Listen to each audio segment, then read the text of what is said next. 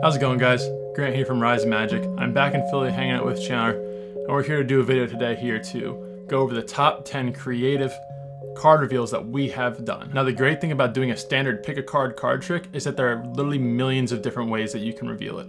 It all depends on who you're with, where you are, and the creativity of your own mind. Now, these reveals that we are going to be going over are meant to just inspire your creativity so that you can come up with different ways that you can reveal a card when you're actually outperforming yourself. So, without further ado, Chandler.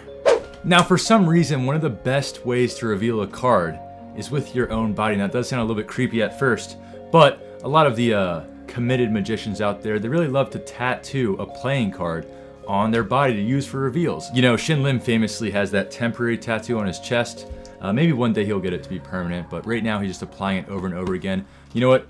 I have no problem with people who have tattoos, but I don't really plan on ever getting one myself, and I'm sure there's plenty of you guys out there who aren't committed enough to get a playing card in your body. So what I'll do is, if I'm going out to perform for the night, I'll take a Sharpie on my finger and go 4 with a nice little heart. Now, the reason I do the 4 of hearts is because, fun fact, this is just a little bonus throw-in.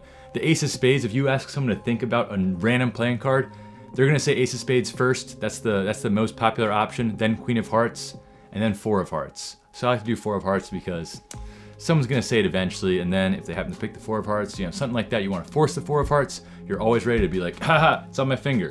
Now, we're not gonna go over the exact plot storyline you guys should be using. This is all about just the reveal.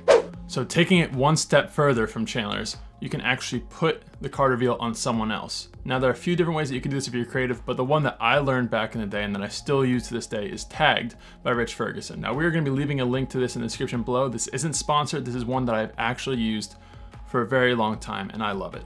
Now, it does take a little bit of gumption to use. You have to be very confident in order to use it.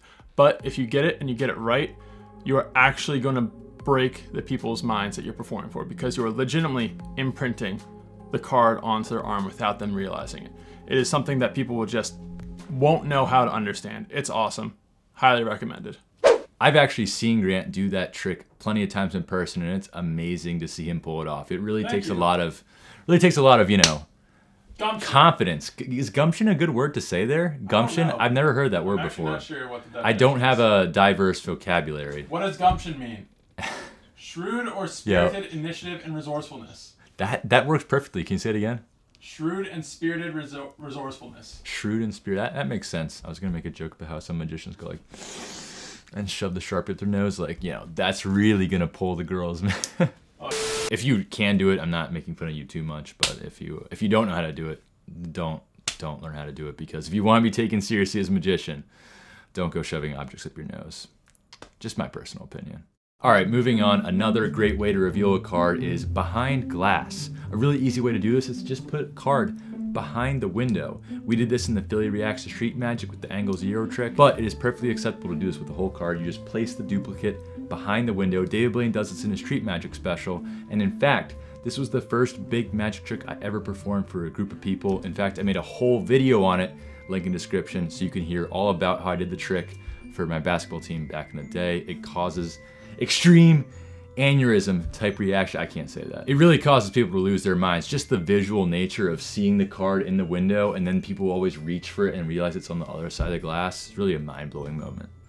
Now, this next way to reveal a card is something that almost everyone has on them, and that is their phone.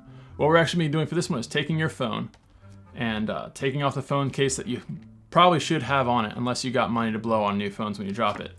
You just take that card and slide it in behind it. You can get that card behind there. You can have it, even if it was facing the other direction, have it in your pocket throughout the whole entire trick. No one will know it's there. Pull it out, reveal it, and their card's in the back of your phone case. Now, this will be a duplicate card, and so you have to make sure to hide the one that's actually in the deck. But like we said with Tagged earlier, if you have the gumption and you can really have the confidence to go and grab someone else's phone when they're in the bathroom or something like that and shove it behind their phone case, that can be even more incredible. That's something that Chandler has pulled off that he's told me about, and he can attest to it. Absolutely blows minds, because this is one of the things that people view as like an extension of their own body nowadays. I've done that trick a few times, as Grant just mentioned, putting the card in the phone case, but you can take it a step further if you have a helper or an Android phone. Now, I used to have an Android in high school, and there was this app called Text Later, and what it would let you do was compose a text message to someone and then say send in 120 seconds or send in 5 minutes. What I could do with this is if I knew I was going to be performing magic to a group of my classmates, I would choose one of them, take out my phone, put my phone on the other side of the room after I did it, and type in like, okay, to Steve, and send in 3 minutes. And I would keep a rough mental timer in my head of those 3 minutes. I would go perform a trick, I would force the card that was the text message that I sent, and then I would take the cards and be like, yo dude, take out your phone. He would have his phone sitting right down, and I would go like, and if I timed it right, I got pretty good at the timing of this. I'd go like, and then on his phone, boop, the little iMessage would pop up and it would say, 4 of spades. It looked like I was triggering it, but it was really just a Text Later app. Now, if you don't have an Android, and I don't anymore, you can really just get a friend to help you and say, hey, get one of those Text Later apps, make a fake number on one of those apps that give you a new number, and then you can send a text that way. Because honestly, it's pretty cool if it's from you and they have your name in the contacts, but it's even cooler if it's an unknown number who we've never seen before. Try it out, it's really fun. So next up is if you're not gutsy enough to put it on someone's person with something like tagged, you can actually take the card and put it into their jacket if it's baggy enough, or into their purse. And this is just in interacting with them, just talking with them, walking by, just throwing it into the pocket or into their purse. Another thing that people have done is throw it into someone's shoes while they're taking off at a get together or something like that, and then they can put them on and you have a card in their shoe. Being creative enough to figure out some way to put on someone's person, whether it's a hat, empty pocket, baggy pocket, purse, anything along those lines, is going to be a great way to reveal a card. This reveal, I really like to refer to it as the long con because it's really something you can only do if you're performing at the same location over and over and over again. This is great for students, and I did this in high school. If you know, the home field advantage. That's a good name, the home field advantage. Basically, if you're performing magic anywhere, let's say you always do magic in the library at 2 p.m. I would go in that library and I would take, you know, any card, let's say the 6 of spades, whatever, and I would go put it in the most obscene, incredible place possible. I'm talking like in the ceiling tiles, hidden in a book. You can memorize the Dewey Decimal System and put it in a special book. Can I interject one of my favorite ones I've ever done? Yes. One of my favorite ones I ever did was put the card on top of the ceiling fan and have a friend turn the ceiling fan on once I started doing the trick, so their card would literally just rain down on top of them randomly. It's crazy. That is pretty impressive. That's the long con. You're setting up for that moment. Let's say you put the 4 of hearts in some random book and you're just doing magic in the library all the time. You don't even need to force. One of these days, just once, someone's gonna pick the 4 of hearts, and then bam, you have the best card trick of all time. I did a version of this with Grant as my helper, but it wasn't necessarily a long con where I put it in one of my teacher's mailboxes. Pretty wild. There's a video about it, link in the description. All right, so narrowing down our list, we have the completely incredible over-the-top reveal. Now this is a pretty broad one, but it comes from stage magic because so many magicians do card tricks, and this is all about how to reveal a card in a certain card trick. But if you're doing stage magic, you need to make the whole reveal big, grand, and spectacular. If you watch America's Got Talent, you've probably seen this a couple times before. One example that comes to mind, a few years back, Matt Franco, he had the 10 of spades was the card he needed to reveal. So we got this huge billboard type bulletin board on the stage, and he had the wrong card up there, and the judges were like, ah, you're lame. He took like a flamethrower and it all lit on fire and switched to the 10 of diamonds. That's what I'm trying to get you guys to realize with this video. The reveal options are truly only limited to your own creativity. That was just a simple card trick where he could have just said, and look, your 10 of spades popped to the top of the deck. But instead of doing something lame like that, he involved fire, which will always make the performance more and more lit. Don't shoot me for saying that.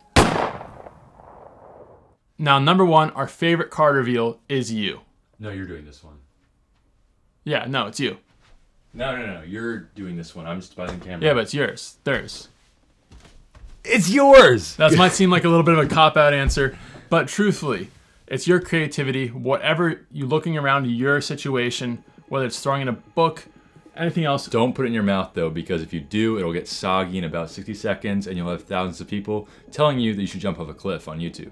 Exactly. I know from experience.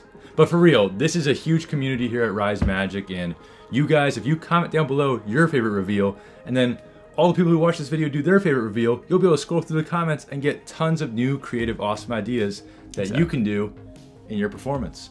Yeah, and now we're just two people. We've been performing for years, but we know there's an infinite amount of creativity with you guys, and we'd love to hear what you come up with. I'm gonna sit back here. It'll be less awkward. It will be less awkward. So it's really designed for one person to sit here. Yeah.